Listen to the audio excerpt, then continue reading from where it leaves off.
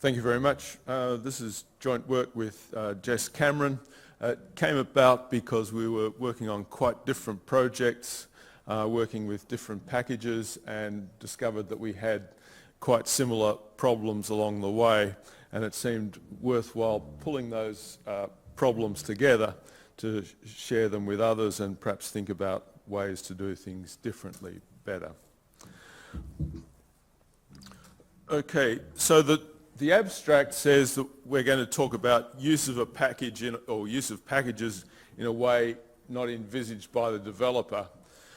But as you go on, you realise that this is a two-sided equation, that there's not only using the package, but there's the user and the knowledge of the package. So we cover not only the unusual uses of the package, but also recognising that users don't always know everything that the developer thinks they will know when they start writing it.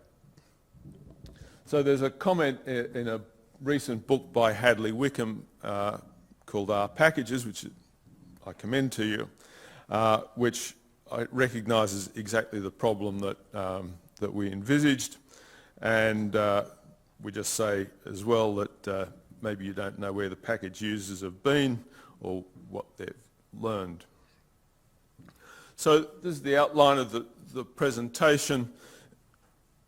I essentially see that almost everyone who uses R is innovating in some way. They're either doing statistical research or they're doing research in another field and have to be innovating to get there. And so there's really a partnership between the developers and developers of packages and users of packages. We ask first, and I'm afraid relatively briefly, how users can help themselves, because that's the first step. And then we give a few examples of users pushing the boundaries either of the packages or of the user's knowledge. And then we conclude with some recommendations and a quick summary. In a way, this talk may sound negative in that what we're doing is identifying a whole lot of problems and so on. And so I think it's important to say at the start that I, as a user, and I'm sure most of you as users, depend enormously on packages and the work of those developers. So we need to totally thank and acknowledge the contributions of package developers. They make progress in statistics, in data analysis, so much more rapid than it would be otherwise. So it's an enormous contribution. We name a few packages here. They're actually packages that we've used very constructively and beneficially. And so this is not condemning them, it's rather, if you like, highlighting issues that exist in many packages, but these are good examples of them. And finally, I mentioned Rebecca Killick, who is the developer of changepoint package, which I'll talk about a bit later, who was, when I contacted her with a couple of questions, came back with an enormous amount of helpful comment very quickly. So who are the R innovators? First of all, the users. They have a varied background. We all know stuff. We also lack stuff. We know computing to greater or lesser extent. We know to greater or lesser extent also have a background in the field that we're actually analysing data in. I think one of the keynote talks yesterday said that you get started in R by just doing things and filling in the gaps, and I think that's how we all work. Okay, my area of interest is in time series. I don't know anything about survival analysis, but I have a problem which I'll touch on briefly in looking at survival analysis. And so this is really saying, why am I doing that? Developers, on the other hand, are often statistical researchers or specialists in some niche. I should say that I'm thinking in all of this about packages which are giving statistical capability. I'm not thinking about all the other very valuable packages in, we heard about graphics and animation this morning, about data cleaning and data management and so on. So I'm looking at a particular niche as well. I think there's often a question about who those developers are developing for, and we'll sort of touch on that a bit later, but I think that's sometimes not as clear-cut as it might be, and it's a question worth asking. And another question related to that is, if you're a developer, what knowledge and experience are you expecting of your users? Are you expecting naive users and you're helping them to achieve something, or are you expecting very experienced users and you're giving them a powerful tool which pulls a whole lot of stuff together? Now there's communication between those two sets of innovators, the developers and the users, and it's mostly, from the developers' side of things, it's the manual entries, and I just highlight that those manual entries are really based on the way the Unix manual looked in 1978, and that's a while ago. If you look at as I did, the early S help pages, they haven't changed much in 45 years, and that's worthy of thinking, I think. There's also vignettes, which are enormously powerful. I'd seen an abstract of a paper later in this conference that only about 20% of packages have actually got vignettes, and I think that as packages become more complex, the vignettes are essential. And then, of course, there's the research literature, and there's textbooks, and there's short courses. From the user, the communication is often a question or a comment in a corridor. It's a telephone, it's social media, and it's email. But it's generally a cry for help. Another factor in communication between developers and users is actually the mobile phone. And it's a factor because we've become used to installing apps in a phone and it just working.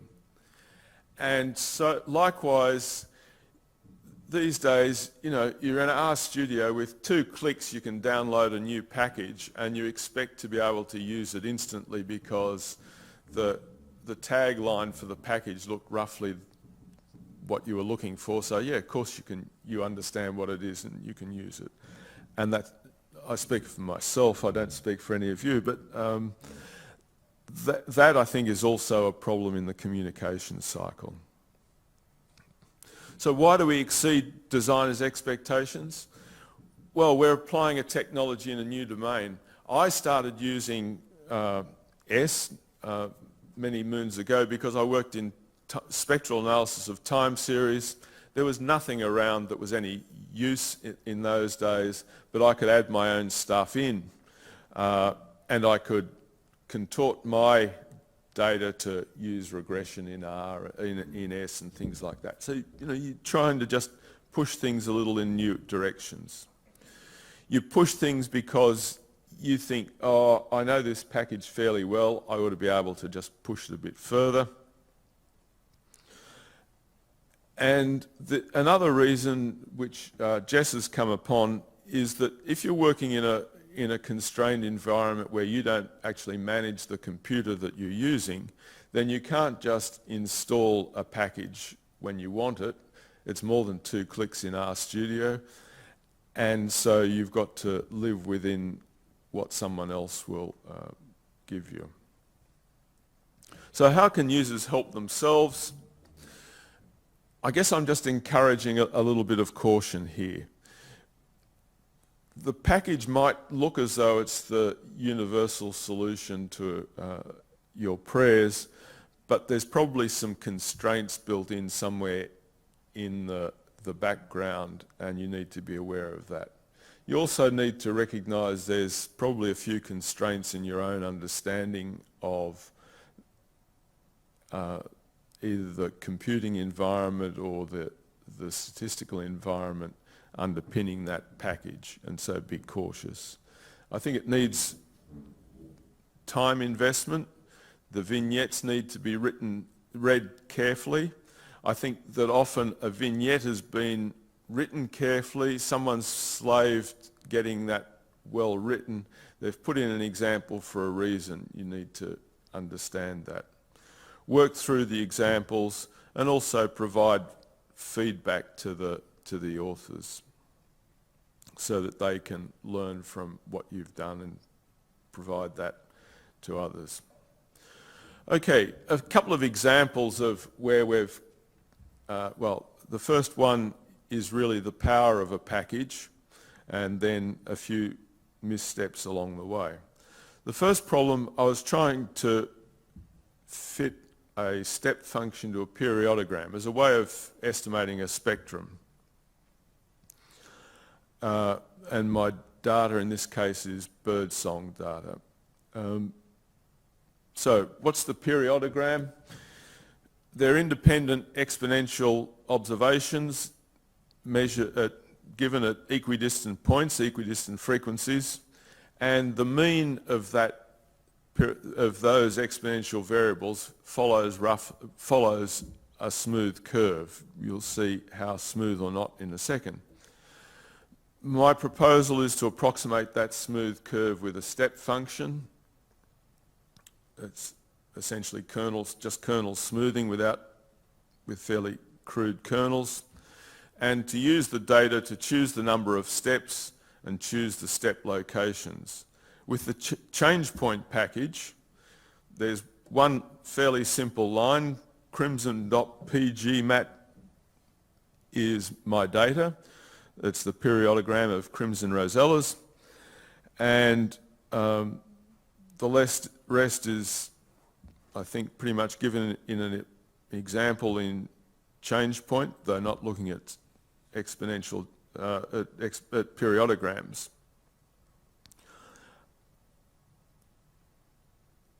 It's set up so that a simple plot function works like so, and we get these images. So you get fairly quickly an estimate of the spectra. They're plotted on a log scale, by the way.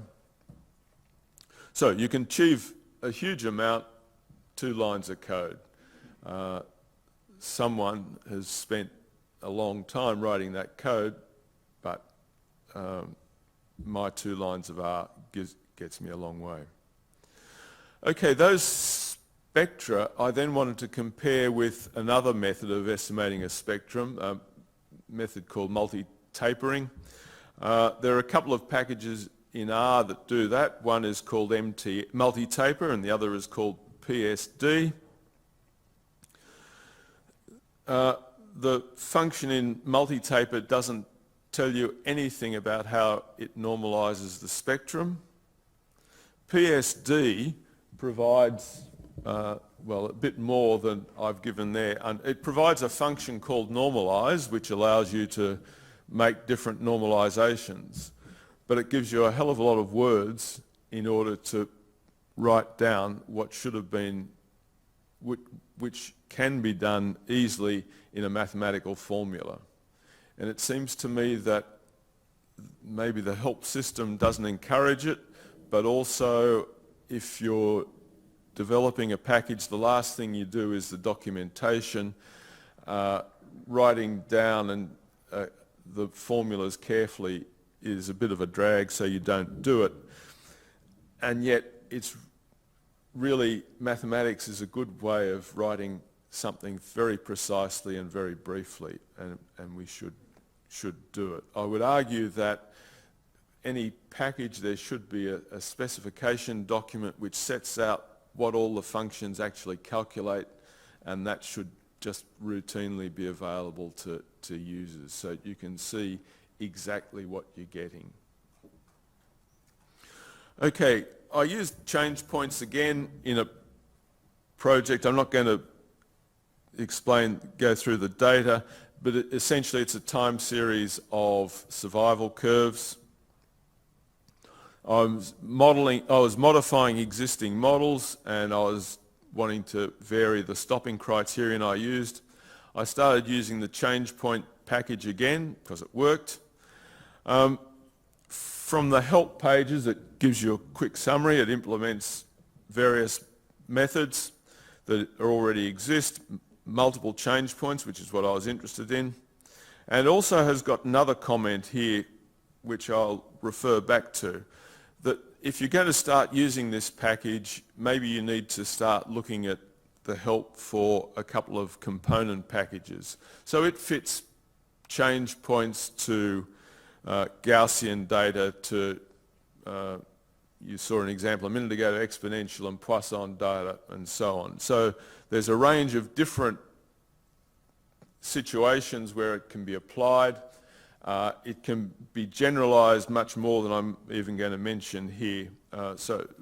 But they say, hey, we've broken the general package into components, and you should start working on the simple ones before you try and get an overall view.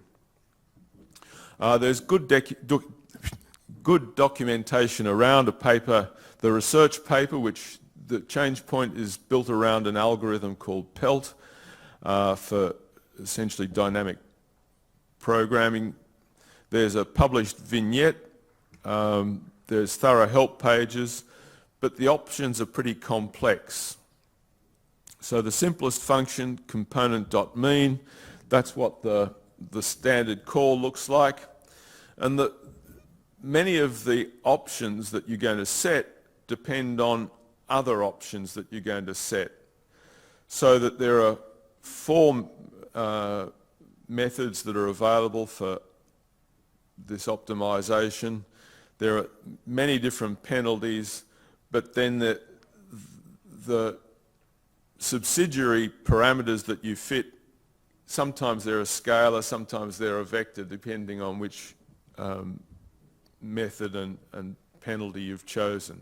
So it actually gets to be pretty complex trying to work your way through.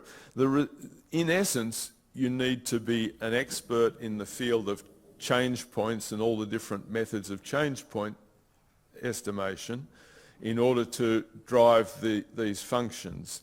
Now, I was a time series person who's looking to use change points as a means to an end, not an end in itself, and so that was fairly overwhelming.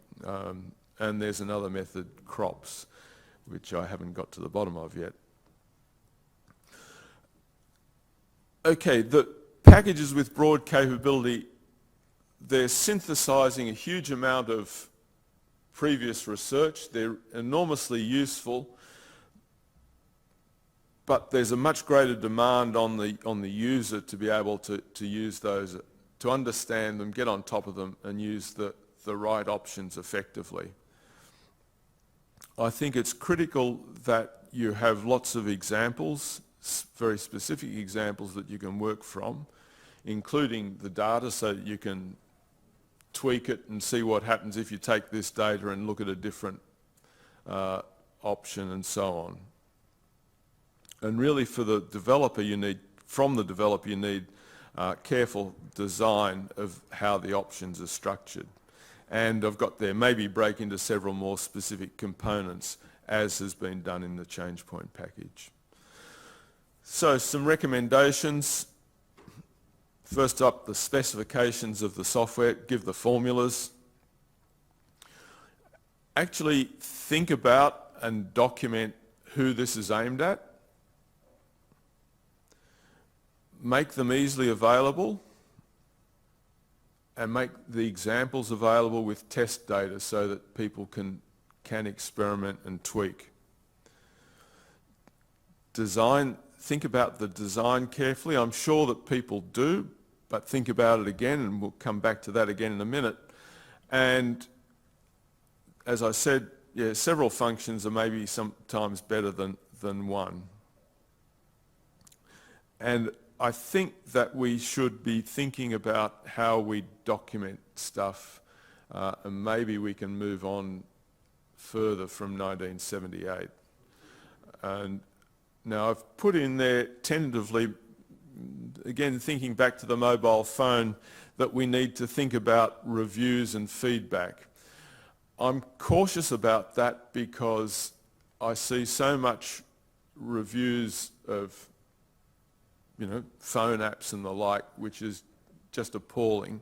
It's unconstructive and unhelpful and offensive. And when I look at the R community, which is, I think, a hugely positive example of people working together for a common good and very constructive, I would not like that culture to be upset, but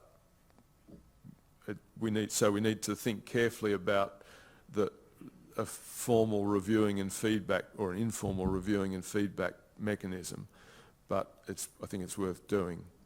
So in quick summary of what I've talked about, I'm saying that packages are really powerful. They embody what I think is an enormous strength of the community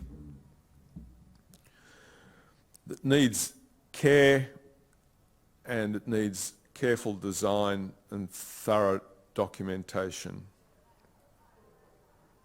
And just as a final thought, I read many moons ago a book by Koenig and Plauger called Software Tools, and having sorted out this paper, I went looking for it, found it, and there's a few wise words in the epilogue to their book, and I leave them with those words with you. Thank you. Thanks, it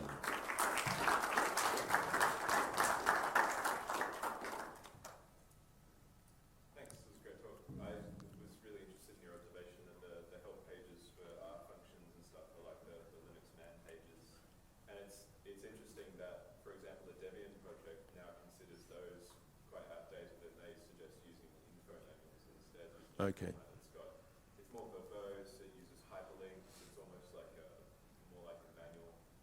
Do you think that kind of thing would be useful in R instead, or as a complement to the existing help system? Yeah, no, so I don't know that at all, but it sounds really helpful. I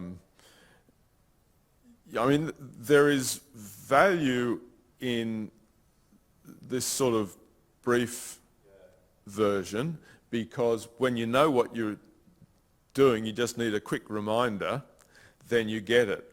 But when you need more than a quick reminder, this isn't it. I don't think, and what you're describing sounds a good.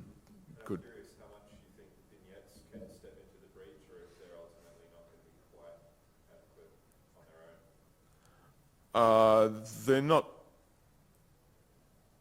I don't think vignettes are going to be adequate on their own, but I think they're really important, and yeah, you learn a huge amount from those.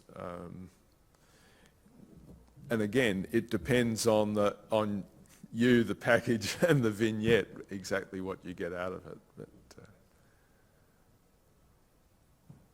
yeah. I don't think you mentioned anything about error handling and error reporting within functions and packages. How much consideration do you think developers should be giving to adjusting their code to give perhaps more representative error reporting? I know sometimes I run into errors that are seemingly nonsensical, and I just punch it into Google and hope something comes up that describes what's going on. Do you think that's an area for improvement as well? Yeah, so the question was about error handling, and it's not something that I've come upon, I think, by first comment. I think developers generally want to make keen to make their packages better, and so I'm sure they value feedback in some way about what's going on. In the end, developers in this community are volunteers, and often they produce a package, and then they need to move on to the next project, and so we can't say, yes, you must fix everything that's wrong, but having some way of documenting it is useful. And I guess it depends on where you get your package from. So there's a development path which goes, I know someone who's got a package, to there is a package on GitHub, to there's a package on CRAN. And I must admit my experience is by and large with CRAN. I think there's packages in GitHub, there's more scope for asking questions and making comments about code and maybe getting some feedback, some response to your problems that way. Bill. First of all, I think the ARC consortium at one stage was thinking about funding a project to overhaul the health system. I don't know what the status of that is now, but have you thought of drawing this to the attention of the ARC consortium as something they might consider? Not only the health system, but some project to do with regularising interfaces with packages. Prescriptive as that might be. Really, the question is where to next? Yes, look, Bill, I haven't asked myself that question other than to think, what would make my life a bit easier, and never having contributed a package, I don't feel in a position to say to the R consortium, you ought to get your act together, or you ought to help other people get their act together. No.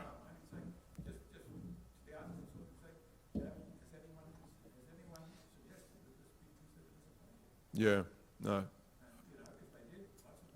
Yeah, okay. I shall write something down. Thank you very much for your comment. Okay, lunchtime. Thank you.